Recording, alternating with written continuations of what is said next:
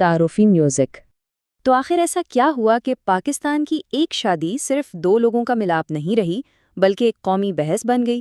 آخر کیسے ایک عام سی شادی نے پوری دنیا کی توجہ اپنی طرف کھینچ لی؟ آئیے آج اس وائرل کہانی کی تہوں کو کھولتے ہیں جس نے سوشل میڈیا پر ایک طوفان برپا کر دیا تھا۔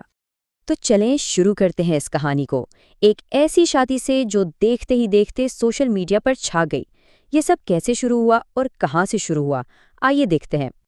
بات ہے فروری 2024 کی، جب سوشل میڈیا پر اچانک کچھ ویڈیوز نے آپ کہہ لیں کہ تہلکہ مچا دیا۔ یہ ویڈیوز تھیں راولپنڈی کے 60 سالہ حکیم بابر اور ان کی نوجوان دلہن امبر علی کی۔ اور یہ صرف شادی کی ویڈیوز نہیں تھیں، یہ تو ایک ایسی چنگاری تھی جس نے پورے ملک میں ایک نئی بحث شروع کر دی۔ تو سوال یہ ہے کہ اس کہانی کے مرکزی کردار تھے کون؟ ایک طرف تھے دولہا حکیم بابر، ایک 60 سالہ حکیم، اور دوسری طرف دلہن 26 سالہ امبر علی، جو پہلے سے طلاق یافتہ تھیں۔ جیسے ہی ان کی شادی کی ویڈیوز سامنے آئی نا، سوشل میڈیا پر مبارکبادوں، حیرت اور شدید تنقید کا ایک سیلاب آ گیا۔ اچھا، وائرل کلپس تو ایک طرف، لیکن ان کے پیچھے کی اصل کہانی کیا تھی؟ آخر حکیم بابر اور امبر علی خود کیا کہتے تھے؟ آئیے اب ان کی زبانی سنتے ہیں۔ ان دونوں کا کہنا تھا کہ یہ کوئی عام ارینجڈ میرج نہیں تھی۔ کہانی شروع ہوئی حکیم بابر کے کلینک سے، جہاں امبر کام کرتی تھیں۔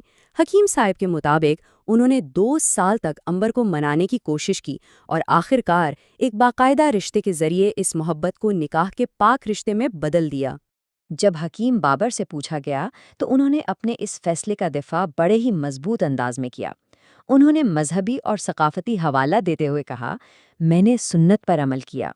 ان کے خیال میں ایک طلاق یافتہ عورت سے نکاح کرنا نہ صرف صحیح تھا بلکہ یہ تو اسلامی تعلیمات کے مطابق تھا۔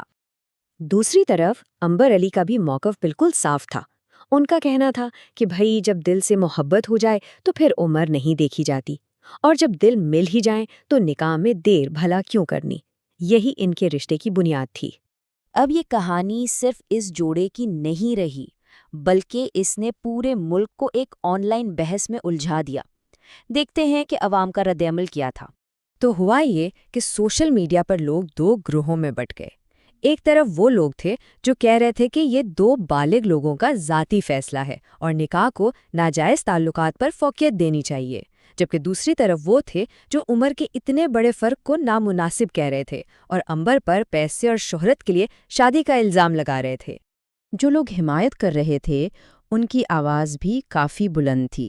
ان کا ماننا تھا، جیسا کہ اس تبصرے سے بھی ظاہر ہے، کہ بھئی اس شادی پر تنقید وہی لوگ کر رہے ہیں جو خود نکاح جیسے پاک رشتے کے خلاف ہیں اور ناجائز تعلقات کو عام کرنا چاہتے ہیں۔ لیکن تنقید کرنے والوں کا غصہ خاص طور پر حکیم بابر کی حلیے اور ان کے پبلک میں آنے کے انداز پر تھا۔ وہ کہہ رہے تھے کہ ٹھیک ہے، شادی کر لی، لیکن جس طرح کی ویڈیوز وہ بنوا رہے ہیں، کیا یہ ان کی عمر اور حلیے کو زیب دیتا ہے؟ اور یہ معاملہ یہاں رکا نہیں، بات صرف شادی اور عمر کے فرق سے بہت آگے نکل گئی۔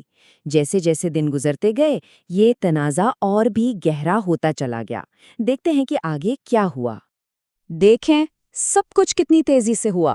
23 فروری کو ویڈیو سامنے آتی ہے۔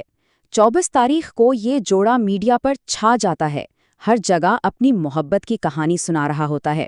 اور پھر 25 فروری کو ایک نیا فوٹو شوٹ آتا ہے جس میں حکیم بابر اپنی دلہن کی گود میں سر رکھے ہوئے ہیں، اور بس ایک نیا طوفان کھڑا ہو جاتا ہے۔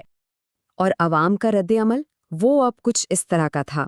سوشل میڈیا پر لوگ پوچھنے لگے کہ بھائی یہ بابا جی کا شو آخر ختم کب ہوگا؟ لوگ اب اسے ایک ڈرامہ سمجھنے لگے تھے۔ جس طرح یہ کہانی اچانک شروع ہوئی تھی، اس کا اختتام بھی ویسا ہی ڈرامائی تھا، اور اس کہانی کا آخری باب لکھا گیا ایک عوامی معافی کی صورت میں، جس نے سب کو حیران کر دیا۔ بہت زیادہ تنقید کے بعد حکیم بابر خود سامنے آئے اور ایک ویڈیو میں انہوں نے اپنی غلطی تسلیم کی۔ انہوں نے کہا کہ میں اس واقعے سے سیکھ چکا ہوں اور آئندہ ایسی ویڈیو سے پرہیز کروں گا۔ یہ ایک طرح سے اس سارے معاملے کو ختم کرنے کی کوشش تھی۔ اور اس معافی میں حکیم بابر اکیلے نہیں تھے۔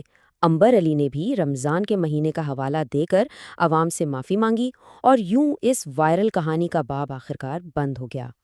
تو آخر میں سوال وہی رہتا ہے، یہ سب کیا تھا؟ کیا یہ سچ میں ایک محبت کی کہانی تھی جسے لوگوں نے ٹھیک سے نہیں سمجھا، یا یہ آج کے ڈیجیٹل دور کا ایک سبق ہے کہ وائرل شہرت جتنی جلدی ملتی ہے اتنی ہی جلدی ختم بھی ہو سکتی ہے؟ اس کا جواب شاید ہر کسی کے لیے مختلف ہو۔